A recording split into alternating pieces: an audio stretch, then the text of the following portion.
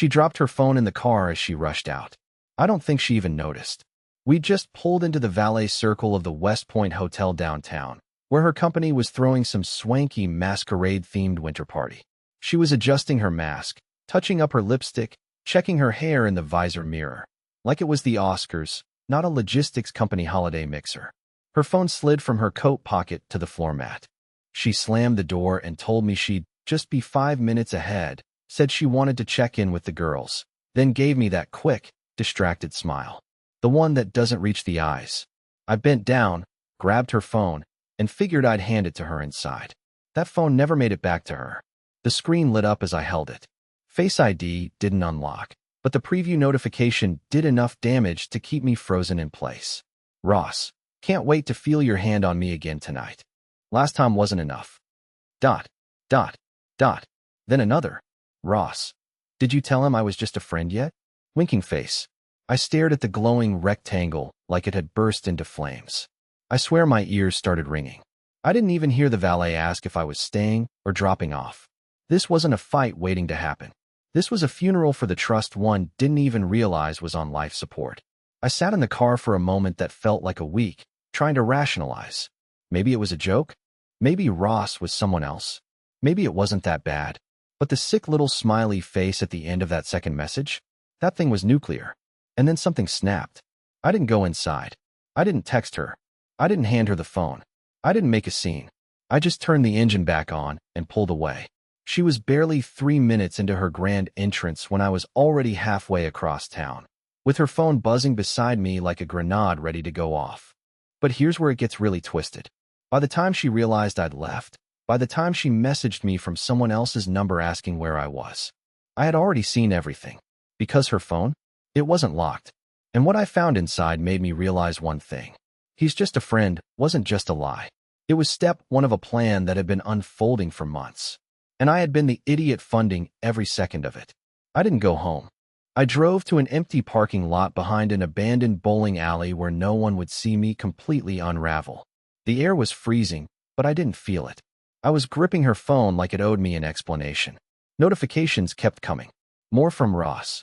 A few from her friends. One said, "Don't forget to fix your story if Wendell asks." Fix. Your. Story. As in, premeditated. Rehearsed. Scripted. Like I was the audience to a play she'd been performing for months. Still, I hadn't unlocked the phone. I told myself maybe there was more context. Maybe the messages were flirty, but not physical. Maybe this was salvageable. Then I noticed something. No Face ID, no passcode. The phone wasn't locked at all. Just open. Like she never thought I'd look. Or maybe she was so comfortable lying to my face that she didn't think she needed to protect anything. The first app one tapped was photos. I don't know what I was expecting. Maybe a few innocent selfies. Some dinner party pics. But what I saw punched me so hard in the gut, I thought I might throw up right there between the dumpsters. There were over 400 images in a hidden album. I didn't even know you could hide albums on iPhones until then. Most were of her and Ross, together in hotel lobbies, rooftop bars, Ubers, and one that looked like a cabin in the mountains. But what absolutely shattered me was the timestamps. These weren't new. Some were from last year. One was even dated on my birthday. I remember that day. She said she had food poisoning, slept in the guest room, asked me to please understand. I ordered takeout and watched a movie alone, feeling like a burden. Meanwhile, she was in a jacuzzi in Colorado, laughing in a red bikini with Ross's arms slung around her neck like she was his prize. Every photo was another cut. Another moment I remembered differently. Another lie I had swallowed whole. They weren't just sleeping together. They had a life together. A second one, running parallel to mine. At some point I noticed my hands were trembling. I was crying and didn't even know when I had started. My entire marriage was right there in my lap, but like a bloated corpse floating face down, rotting, unrecognizable. Then I noticed one last thing. A Notes app entry labeled W Plan. I tapped on it. It was a checklist. Ask him to take more shifts in December crossmark. Mention feeling emotionally neglected white heavy checkmark. Ross says he's ready to tell his wife crossmark. Try to act cold toward Wendell without making him suspicious white heavy checkmark. NY getaway, confirm story crossmark. This wasn't spontaneous. This was coordinated. Deliberate. Like I was an obstacle being carefully moved out of the way. At that point, I didn't even feel rage. I felt small, like I had spent over a decade in a play where everyone but me knew the ending. And here's the real kicker. The last note said, if all else fails, confess just enough to make him feel sorry for me. So, I didn't go back. I didn't call her. I didn't text. I turned her phone off, drove straight to the 24-hour storage facility we used during our last move, and used my old access code to enter. Inside were 3 large boxes labeled Wendell's workshop crap. I picked one, pulled out my old journals, my tools, and a single Polaroid of us from our first apartment, her eyes sparkling, mine naive. I took everything I needed. Then I left her phone on the hood of her car, still powered off. I left it there in the frost, under a streetlight, like a tombstone. But the story doesn't end there. Not even close. Because she wasn't just cheating with Ross. Ross wasn't even the only name in her hidden album. I didn't sleep that night. I didn't even lie down. I sat at the edge of my garage on an old cracked lawn chair, watching condensation build on the windshield of her used Subaru. Her car was always clean, obsessively so. I once spilled a tic-tac under the passenger seat, and she vacuumed the entire interior like it was a biohazard. I stared at that car for hours, wondering how someone so meticulous could be so sloppy with something like a double life.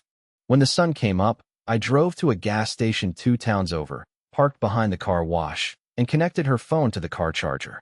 I wasn't done looking. Not even close. I knew there had to be more. And God, I wish I'd stopped at Ross. I opened her email next. Stupid of me not to do it sooner. It was logged in, no two-factor, not even Face ID needed.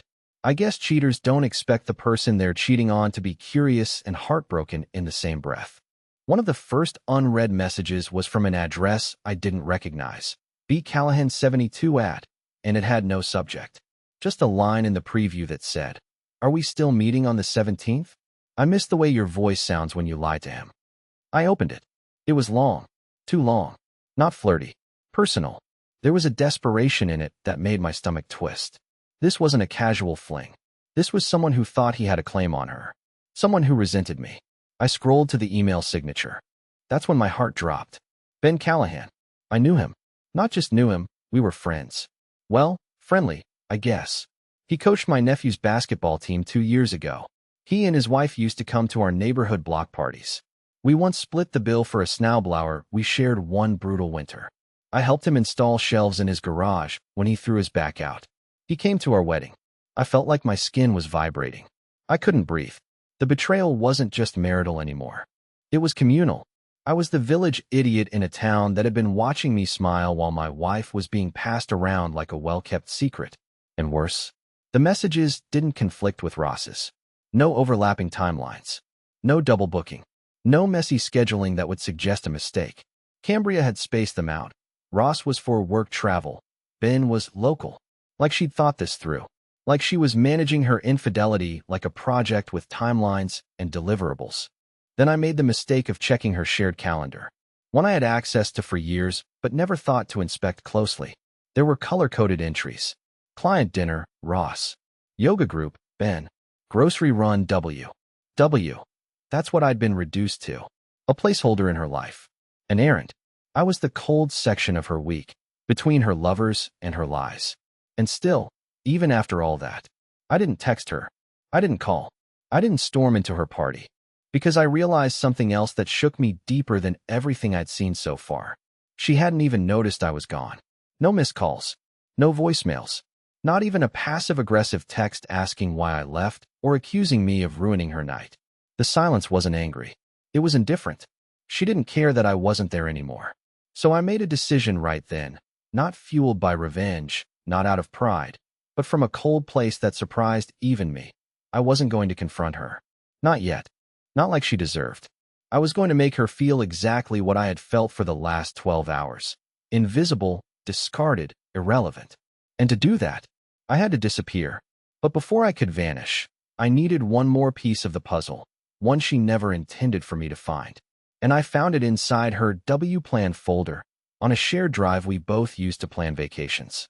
Only now, it was filled with files titled Exit Strategy, Joint Account Split, and one marked simply, if he finds out. I opened the folder named W-Plan like I was opening a coffin. The kind you hope is empty, even though you already smell what's inside. My hands were clammy, my throat dry. The folder had 8 files. Most were PDF documents with boring names like Budget Update 2 or Miami_Condos 2024, but one stood out like a bloodstain on white carpet. If he finds out. No date. No timestamp. No author. Just that title. I clicked. It was a Word document. 5 pages. Bullet points. Cold. Efficient. Cruel. The first line nearly made me laugh. That sort of horrified laugh that escapes when your body runs out of emotional options. In the event Wendell becomes aware of the situation, initiate soft disclosure strategy. A. Lead with emotional vulnerability. I've been confused. B. Frame events as a connection, not an affair. C. Cry before he does.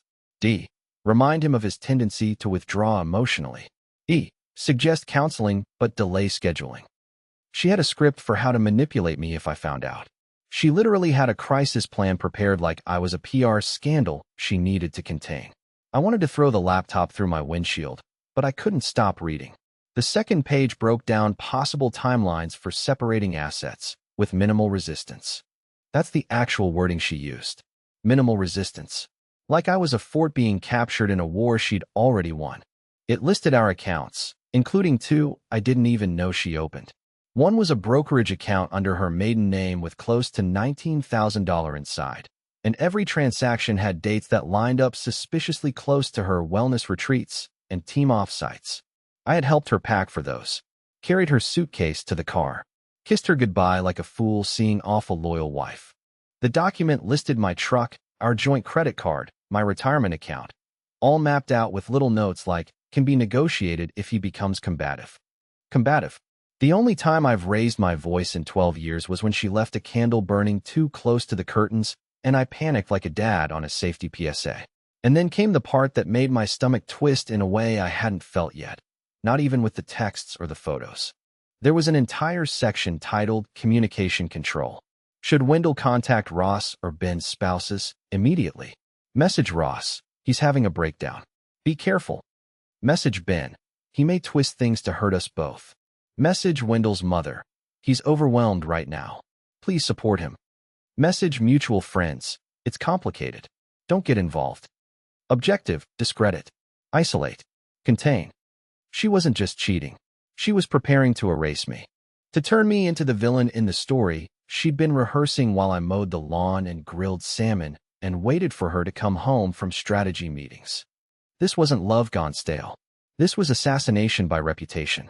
And just when I thought the document had given up all its horrors, I saw the last line, in bold, underlined, with a yellow highlight like it was the most important note on the page. Do not underestimate Wendell's silence. If he walks away calmly, assume he's planning something. She knew me. She knew I wouldn't scream, wouldn't throw things, wouldn't beg or threaten or sob. I would vanish, slowly, methodically, like her guilt never existed. And she was right, because by that point, I wasn't looking for answers anymore. I was collecting evidence, not for court, but for clarity. I needed to understand just how deep this went, how many people knew, how long they'd smiled at me, knowing. So, I did the one thing she never planned for. I sent an anonymous message to Ben's wife. And within 2 hours, she sent me a video. One I still haven't been able to watch all the way through. I wasn't prepared for what Ben's wife sent me. I thought it would be surveillance footage. Maybe a blurry parking lot kiss. Something grainy and deniable. Instead, she forwarded a screen recording of a video chat that had happened 3 weeks ago, the day after our anniversary. That's when the gut punch landed. It wasn't just Cambria and Ben on the call. It was Cambria, Ben, Ross, and another woman, presumably Ross's wife, because I heard her say something like, he bought me those earrings after Wendell saw the charges and got suspicious. They were all sitting around a kitchen island, wine glasses in hand, giggling like teenagers. It looked like some sort of secret club, a twisted little support group for people cheating on their spouses. And I was the ghost floating between their jokes, the guy they spoke about like a stray dog, who kept coming home no matter how many times they kicked him. Cambria was in leggings, hoodie, no makeup, her real face. The one I used to love seeing on Sunday mornings. She wasn't acting heartbroken. She wasn't crying. She wasn't torn. She was smirking as she told the others how she had trained me to back off by acting overwhelmed. Then she said it. The line that will probably echo in my skull for the rest of my life. Honestly, I don't even think Wendell suspects. He still thanks me for fighting through the stress. I almost feel bad. They all laughed. That video was 5 minutes long. I watched the first 2, then threw up in my kitchen sink. But I made myself watch the rest. Because if I was going to burn my world to the ground, I needed to be sure there were no survivors worth saving. The file ended with them making plans for a New Year's getaway, one I thought Cambria was spending with her mother in Oregon. Apparently, Mom's chemo was a cover. Her mother, by the way, has been dead for 6 years. She died 2 months before our wedding. Cambria wore her necklace down the aisle. I remember fastening it for her, her hands shaking, whispering, "She'd be proud of you." Turns out she would have been proud of a completely different daughter. After the video, I messaged Ben's wife again. Her name is Dana, and she sounded more angry than devastated. She told me she'd suspected for a while, but never had proof until now.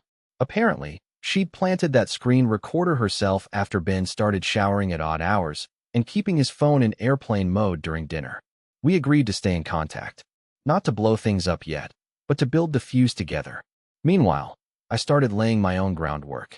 First, I transferred the remainder of our joint account into a newly opened checking account under my name. Legally, I was allowed to. The account wasn't protected, and I left $1 inside just to keep it active. Next, I canceled my half of our shared credit card and rerouted my paycheck to a new bank entirely.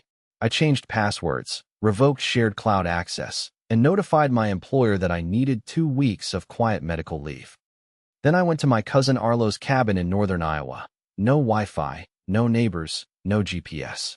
Just deer, pine trees, and silence so deep it felt like punishment.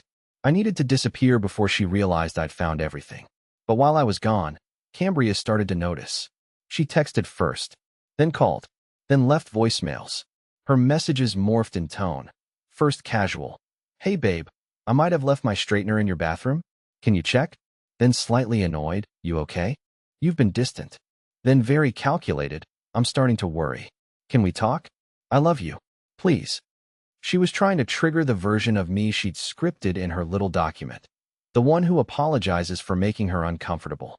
The one who backs off when she says, "I need space." But I wasn't that Wendell anymore. I was the version she wrote about in bold, in yellow highlight. The one she feared might actually be planning something. And she was right to be afraid. Because when I returned to town, I didn't go home. I went to the one person she didn't realize I'd told. Her sister. I didn't call ahead. I just showed up at her sister's house, still wearing the same hoodie I'd been living in for the past 3 days. Mariah answered the door in an oversized sweater, holding a half-eaten bowl of cereal and looking like someone who'd been expecting bad news but didn't know when it would arrive. When she saw me, she didn't act surprised. She just stepped aside, nodded, and said, "I figured you'd come." The house smelled like peppermint and laundry detergent, but it didn't feel clean. It felt heavy, like the walls had been holding in too many secrets for too long. She led me to the kitchen without saying much. Sat across from me. Then she reached into a drawer next to the fridge, pulled out a plain white envelope, and slid it across the table like she was handing over classified files. I opened it.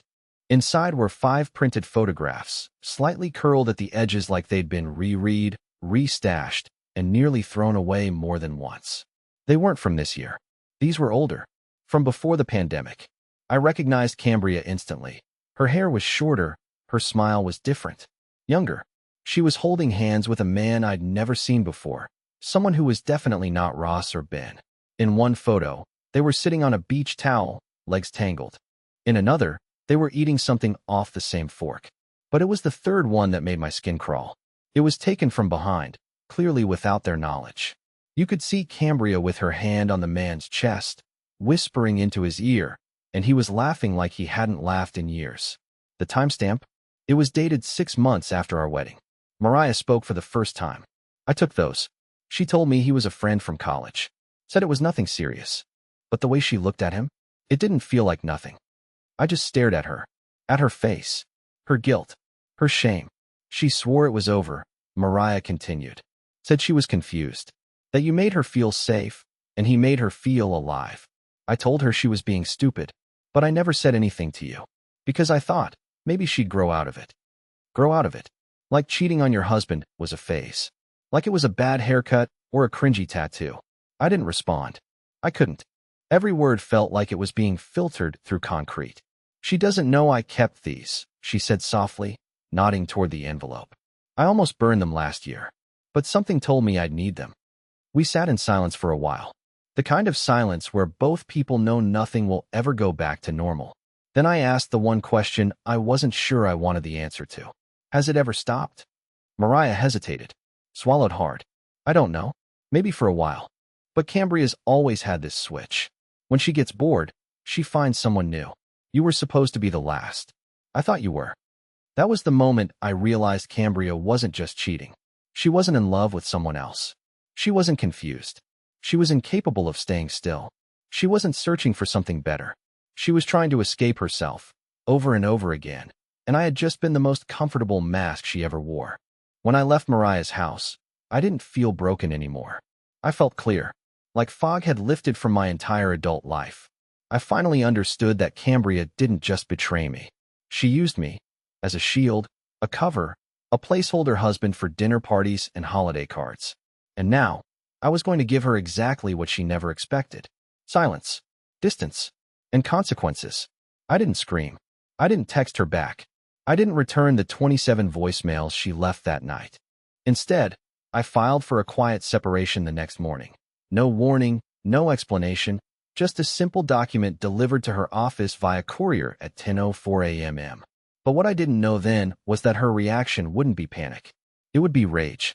And that rage would expose the final piece of her plan, one that didn't just involve me, but someone in my own family. It took her exactly 9 hours and 27 minutes after receiving the separation papers to detonate. I didn't hear it through her directly.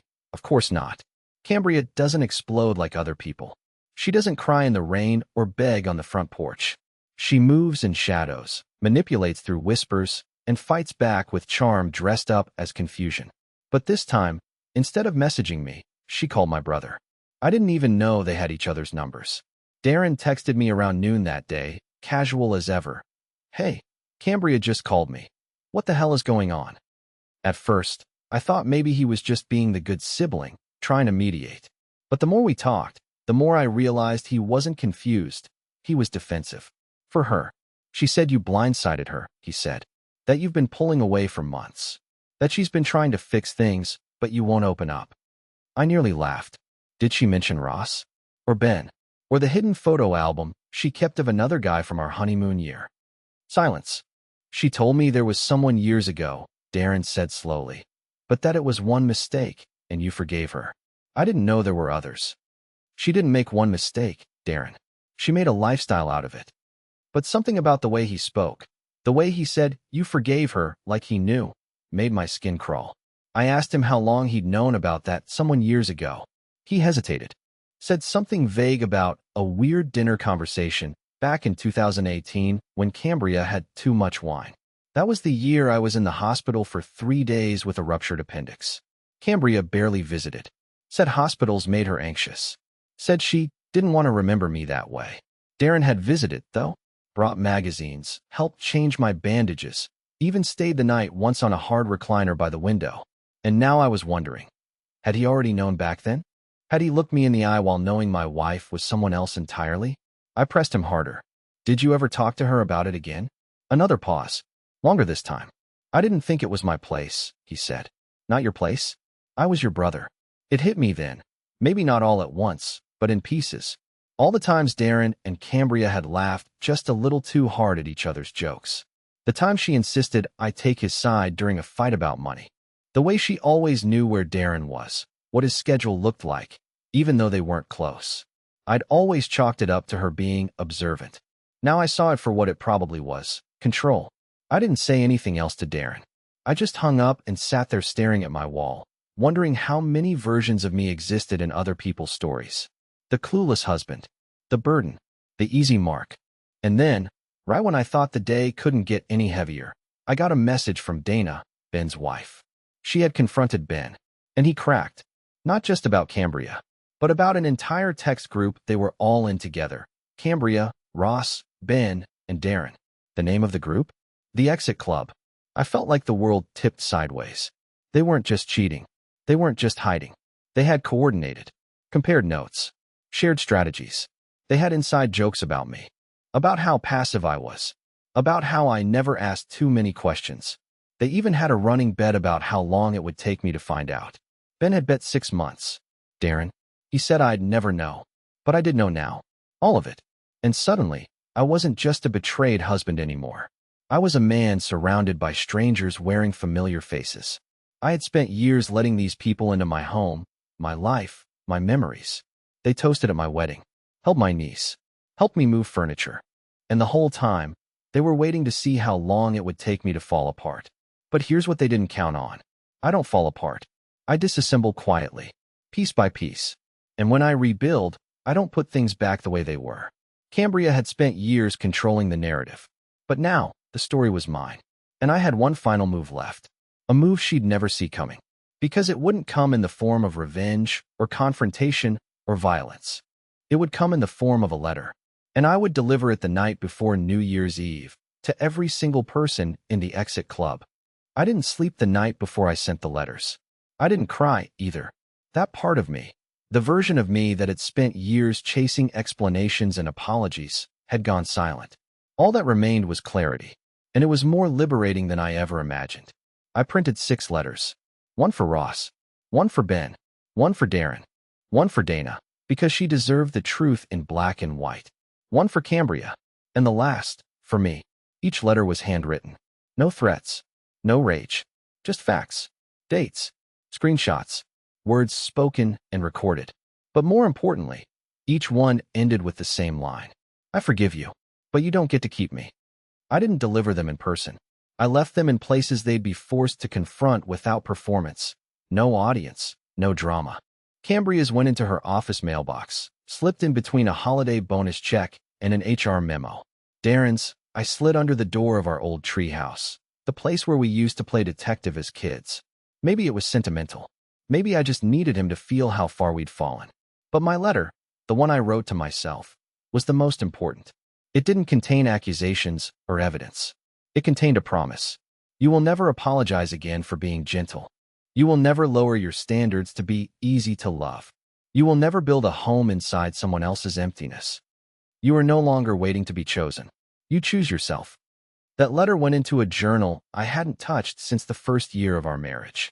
The same journal where I once scribbled plans for our dream home, baby names, vacation ideas. It felt right to end it there. To close the book. Literally. Then, on New Year's Eve, while the exit club toasted whatever lies they were still pretending to live, I drove 5 hours north to a small lakeside town I remembered from a trip I once took alone before I met Cambria. I checked into a small inn run by a widow named June, who offered me hot cider and made me sign the guest book with a little feather pen. It felt like stepping into another life. The lake was frozen. The air was clean. And for the first time in years, I felt light. I deleted every backup I had of Cambria's photos, files, texts, not out of mercy, but because I didn't need them anymore. Holding on to proof meant I was still waiting to be believed. But I believed myself. That was enough. And something strange started to happen. I started to laugh again, the kind of laugh that comes without checking who's watching. I slept without waking up in panic. I began reading books I never finished. I called my mother and didn't lie about how I was doing. I even found an old box of paints and started sketching again. I was awful at it, but it felt good to create something that wasn't wrapped in pain.